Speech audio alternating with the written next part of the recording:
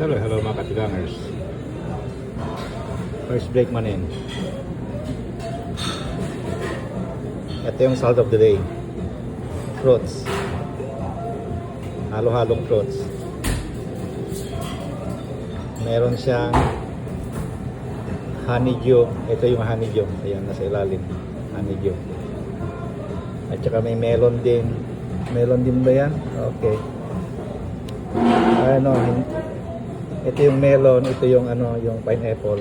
Ayan. At saka yung blackberry. Kumuha ko ng dalawa. Tapos lahat na yan, meron na yan. Yung dati na. Yung ano lang yung salt of the day, ang paiba-iba kung minsan mauulit kasi nauubusan na ng i-prepare na iba. Nauubusan na siguro ng klase ng salad.